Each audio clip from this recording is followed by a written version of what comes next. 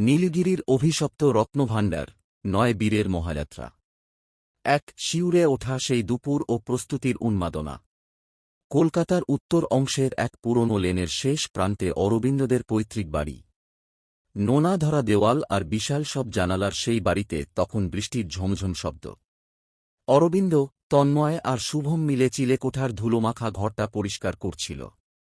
হঠাৎ একটি বিশাল সেগুন কাঠের সিন্দুক সরাতেই মেঝের একটি পাথর আলগা হয়ে যায়। তার নিচে পাওয়া যায় একটি চামড়ার থলি, যাতে ছিল 1850 সালের একটি মানচিত্র এবং একটি অসম্পূর্ণ পিতলের কম্পাস। তন্ময়, ইতিহাসবিদ, যার নেশাই হল পুরনো লিপি পড়া, সে মানচিত্রের কোণে লেখা সংকেত দেখে চিৎকার করে উঠল।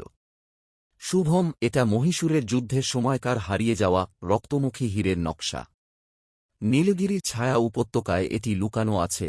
খবরটা পাওয়ামাত্র বাকি ৬ বন্ধু, চন্দন, শুভময়, প্রলয়, সুমন, তমাল আর সাহেব ছুটে এল। শুরু হল ১ মাসব্যাপী কঠোর প্রস্তুতি, ব্যক্তিগত প্রস্তুতি ও দক্ষতা।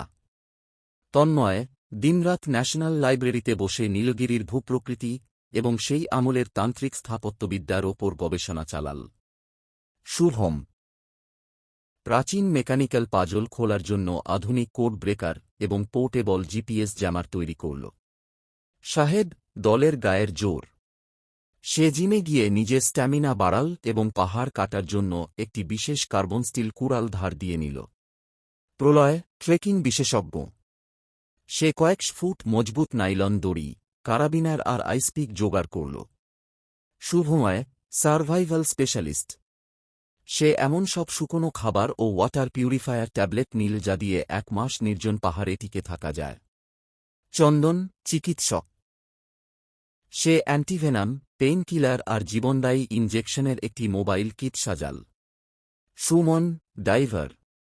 সে জলের তলায় দম ধরে রাখার মাস্ক আর অন্ধকার জলে পথ দেখার শক্তিশালী ফ্ল্যাশলাইট নীল। তমাল নজরদারি বিশেষজ্ঞ। সে তার ড্রোনটিতে থার্মাল সেন্সর আর হাই ফ্রিকোয়েন্সি সাউন্ড বক্স লাগাল। অরবিন্দ কেমিস্ট। সে বিষাক্ত গ্যাস শনাক্ত করার মাস্ক আর বুনো জন্তু তাড়ানোর বিশেষ রাসায়নিক স্প্রে তৈরি করল। ২ বিদায় বেলা, আবেগ ও আশীর্বাদ। যাত্রার আগের রাতে ৯ বন্ধুর পরিবার অরবিন্দের বাড়িতে জড়ো হল। মায়েরা চিন্তিত, বাবারা গম্ভীর। তন্ময়ের মা একটি কাঁসার থালায় দইচিনি নিয়ে এসে সবার কপালে তিলক পরিয়ে দিলেন। অরবিন্দের বাবা একটি পুরনো পিতলের মঙ্গল ঘট এগিয়ে দিয়ে বললেন, এটি তোমাদের আদি পুরুষের প্রতীক, বিপদে সাহস দেবে। সাহেবের মা তার ছেলের কবজিতে একটি কালো কার বেঁধে দিলেন যাতে কোনো কুঞ্জর না লাগে। চন্দনের বাবা, যিনি নামকরা ডাক্তার, তাকে জড়িয়ে ধরে বললেন, মনে রাখিস, তুই শুধু একজন বন্ধু না, তুই এই দলের রক্ষক। তন্ময়ের ঠাকুরদা তাকে ঘরে ডেকে নিয়ে একটি রূপোর প্রাচীন মাদুলি দিলেন, যা তাদের পূর্বপুরুষরা তিব্বত ভ্রমণের সময় পেয়েছিলেন। তিনি বললেন, এটি বিপদে দিকনির্দেশ করবে। স্টেশনে বিদায় দেওয়ার সময় মায়েদের চোখের জল আর বাবারা হাত নাড়াতে নাড়াতে ট্রেনটি যখন শিয়ালদহ ছাড়ল, তখন সবার মনেই ছিল এক অজানাকে জয়ের শপথ। ৩ শিয়ালদহ থেকে নীলগিরির গহীন অরণ্যে। শিয়ালদহ থেকে চেন্নাই মেইল, তারপর সেখান থেকে মেট্টুপালায়াম।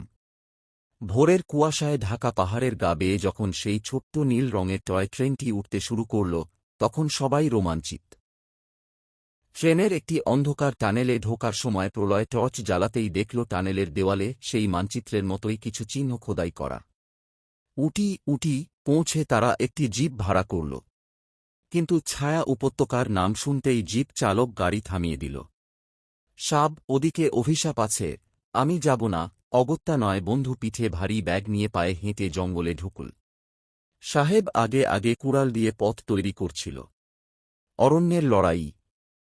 হঠাৎ তমাল চিৎকার করে উঠল।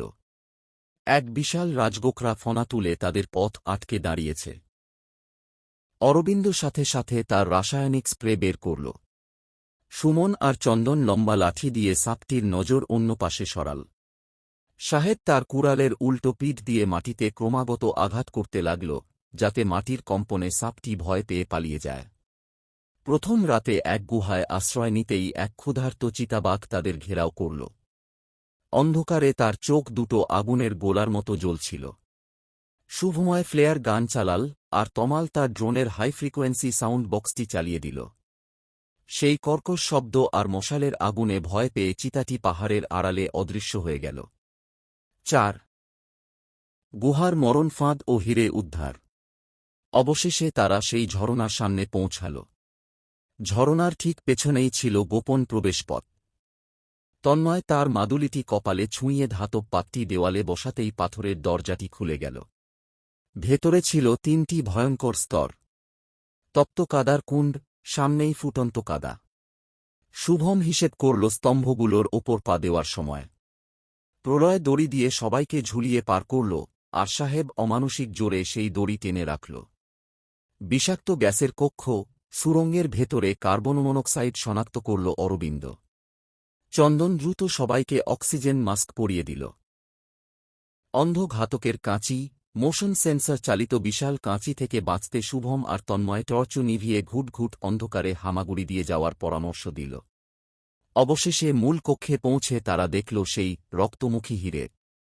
হিরেটি সোনার পদ্মফুলের ওপর একটি ওজন সংবেদনশীল পাল্লায় রাখা ছিল।